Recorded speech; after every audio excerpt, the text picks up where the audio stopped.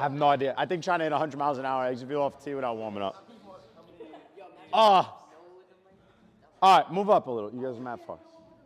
Obviously, last day 5 of 5, right? So nothing really new introducing, no main focus, except for the fact that I don't want to sell you guys short. We haven't worked on pitches going east and west. So like sliders, lefty, righty, or change-ups, lefty, righty. So we did top to bottom, match the shape. We did velocity. We did hand path. We did speed, power, everything that you guys need in an off season, right, to make those giant leaps forward. Make sure you're not coming out of an off season, showing up to your team, and they're like, hey, man, good to see you. How's everything? Like, when you come back from an off season, they should be like, bro, what are you on? Like, and you're like, what do you mean, coach? Like, dude, you look great. Like, your swing is, like, you're 100 times better. And you're like, yeah, I wasn't sitting on the couch for 2 months. Like, you should be putting the work. Now you have a blueprint over 5 days of what that work looks like, and you just got to break it down again into days, hours, minutes, right, seconds, every single day, and stack those. You're going to round your whole game out. That's when you show back up, and people are like, yo, what's going on? Like, you went from the worst or the bottom of the totem pole to, like, you should be trying out for a different team this year. All right, so make sure we keep making those moves. Side tosses, angles, we'll just do it from the side. I'll explain it when we get there. Stretch, prep movements, move around, high energy, high intensity. T-work, run through a quick bottom hand, top hand, angle toss, curveball machine, fastball machine, PRs all day long. Yes? All right, let's get with Nick. Come on.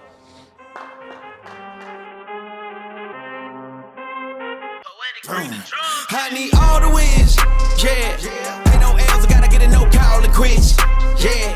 Gotta keep on moving no matter how hard it gets, yeah. Better move out the way, cause I'm coming with harder hits. My head is as hard as a brick, but I'm harder than all it is. You better move, you might get knocked out, knocked out. You better move, you might get knocked out, knocked out. You better move, you might get knocked out, knocked out. You better move, you might get knocked out, knocked out. You guys put the tennis balls back? All right, come on. Yeah, Medball wall, put over here. Guys, take a knee over here. You're going to need those tennis balls eventually, so just make sure we have them. Help them, actually. We need the water bag. We need all the Medballs. Plyo wall, please. And then 2 front arm kettlebells. Let's use reaction ball. Everything be a scoop. So first one, let's think stable but rotational. So let's go side to side. All right, so all of these we've done at some point. So we'll do what, maybe 5 on each side with that. Let's come on the other side, use the slam ball. Let me see that red and black one. Thank you. Let's go in that scissor kick spot here. Just rotate this way. Let's do 6. No, yeah, both feet actually. So let's do 4 and 4. Great question. And then same thing here. Let's get in that scissor kick spot. Just do shakes. We're going to go 5 seconds here. Johnny, pay attention to this one so that you can watch it. I'm saying just make sure they're doing it. 5 seconds here through. 5 seconds here through. Make sure they do at least 3. Come with me over here. We need the front arm kettlebells. You guys are going to do those drop drills to yourself, flat trainer. So you're going to just have a tennis ball. I'll go top hand first, get it out front, just here. All right, then the other one will be top hand. Same thing, drop yourself one. Just warm up your hands that way just so we're not standing around doing nothing. Front arm, yeah, that'll work. So there, front arm right here. Everything you do on the med ball, you're going to do on the same for the front arm. So if we're doing scissor kick there, lead leg, we're going to be here. All right. If we're doing reverse scissor kick, what you guys are going to realize are the next ones, I'll explain it. Then we're going to start like this. The next med ball, we're going to go like this. So whatever we do on that first med ball wall with the reaction, we're going to do over here for a lead arm. Does that make sense? So the first one's scissor kick. So you got 2 setups here. Don't ask me if you have to do them both, because I don't care. Like, just don't be standing around doing nothing. So if you just did this and that's open, do it again. If you just did this and that's not open, don't wait around, go do something else. So we got 1, 2, 3, 4, 5, 6, 7 setups. Let's go. That's how I get it. Success ain't no giving. Some days I don't hit, I don't slay. When I'm focused, I'm dangerous. They don't want it when I'm anxious. Ain't no limit till I tank. I'm running on fumes. The opposition don't amaze. The roads racing through the pavement. Get your hands out of my bag. I know that's because I've been in it. I don't need to brag. I guess that's what happens when you taking care of your business. Plus a family, you do the math. I'm out of my pocket. Houston. There's a cadence to it. You went even and opposite. Oh, yeah, ready? I got the rhythm. Come on. Yes. You feel your abs work. Get deep, get here, and just go. Yeah, the harder you kick, the harder you throw it forward. Does that make sense? The more I get this in, the more that can go that way. So I'm like, yeah. Got him nauseous cause I'm the pilot in the cockpit, nose diving in the house and woo. Watch out, get ahead, watch out, get ahead, watch out, get ahead. Woo. Watch out, set it up, bet you I shut it down, watch out, get a win. I don't think they really wanna come against the winner, got a finger run up in on a grenade. Nice, nice. Just keep this baseball lifestyle down. Go. Better. Guys, if I'm giving you a 25-second attention span window, or I'm giving you 5 reps, or 6 reps, or 4 with each hand, I need you to lock in on the 4. Like, you can't wait till Friday to get shit done, to get through the motions so that you can go to the fun stuff. This is the reason you're all getting better. Because we do this in the beginning, in the morning, I confuse the body, I confuse the brain, and I need your attention span up, I need your coordination up, I need your athleticism up, I need your discipline up. It's the same reason why in a 0-0 count or a 2-1 count or a 3-1 count, your count, when you're being aggressive, that aggressive swing comes out, and then there goes your head, and then there goes your direction. And then you get a get me over curveball that you should hit 900 feet, and you're like, take it. And now you're in an 0-2 hole, and you're like, all right, I better lock in. And then you might fight and get a hit. But if you kept that lock-in intention when the deck was stacked in your favor in a hitter's count or in a first pitch, you're probably going to do a lot more damage. Then when you're feeling a little defensive and somebody comes over and kind of slaps you in the face and tells you to focus, the umpire or the pitcher that got ahead of you 0-2 is slapping you in the face telling you, bro, you better lock in or you're going back to the dugout. Let's keep that intention on every single rep, please. It's not many. None of you want to do the water bag. It's a little hard. You're just kind of doing it. You're getting through. You're like, all right, let me move on to something that's more fun. More fun, a.k.a. easier for you. You didn't come here to have fun. You could have went and played in the fucking snow if you wanted to have fun. You understand? Getting better is fun. Playing well is fun, right? But the game doesn't say, okay, what are you great at today so we can make sure you have the most fun? That's T-ball and it's over. Lock in on every rep. Come on, get back. Let's go. I need all the wins. Yeah. Ain't no L's, I gotta get a no call and quits. Yeah. Gotta keep on moving no matter how hard it gets. Yeah. Better move out the way cause I'm coming with harder hits. My head is as hard as a brick, but I'm harder than all that. Talking about one, you have to let the pitches that are going east to west in a 2-strike count. Keyword in a 2-strike count, travel.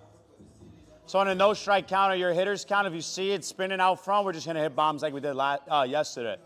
If you're seeing it deep and he's trying to, like, trick you, right, you need to let it travel, stay close. So what we want to do is we want these home plates, coaches, we want them off-centered to the big mouth.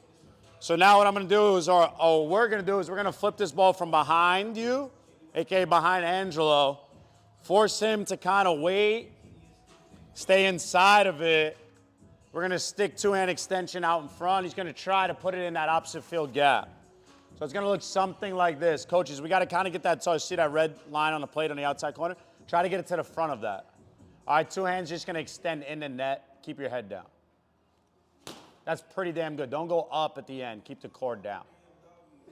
You guys see it? He's making it look a lot easier. Now what we're doing is the pitch is coming in on this line, which again, from a right-handed pitcher is actually the same line, just getting over there.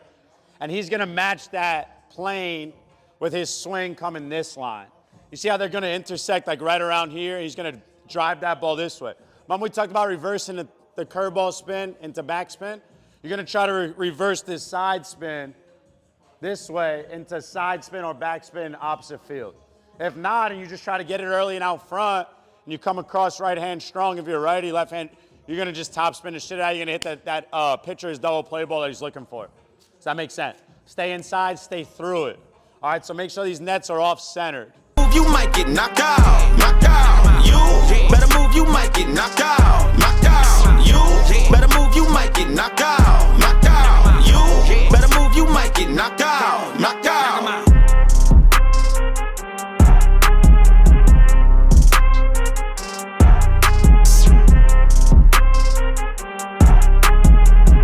So our coaches are going to do a great job of creating a really good sweeping slider. All right, so we're going to be throwing the ball from behind your front foot towards the outside corner. All right, so we're creating this slider movement angle. We need to allow this ball to travel to the outside edge, and we need to try to hit as many as we can in this net. All right, in this net, maybe the top of it. If you're going to miss, you better hit a foul ball here. If you hit a ball off your coach's screen, you couldn't have done anything more wrong. Like, missing, swinging and missing would be more right than rolling this over. All right, let it travel, stay inside of it, drive it through here. It's a timing game, guys. Stay closed too long, allow it to travel too long. Pull your trigger aggressive, quick, and late. All right.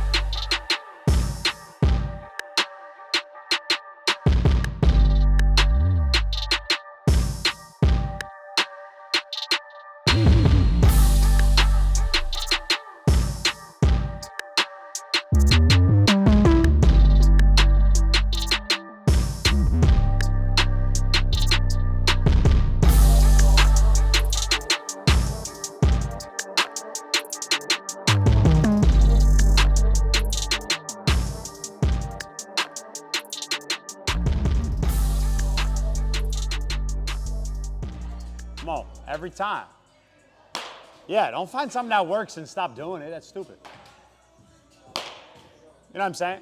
It's like, I said this last time, but if you find something that works, guys, right? Like, if I cheat on a test and get 100, like, don't just go home and study for the next one. Like, the goal is to get 100. So in hitting, the goal is to hit this ball hard backside. You find something that works, and it feels all the way wrong, like cheating feels wrong. But if the ultimate outcome is to get 100 or get a hit, who cares that it doesn't feel right or it might not? If that works, and it works.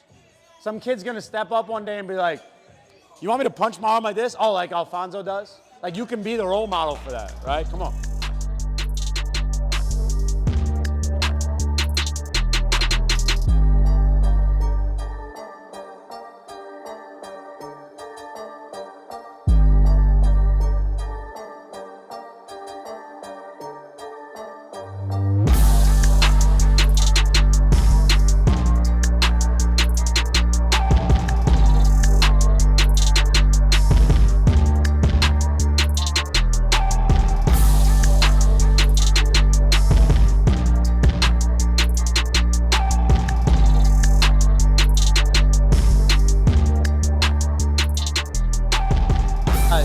Do not underestimate how important it is to have bat-to-ball skills.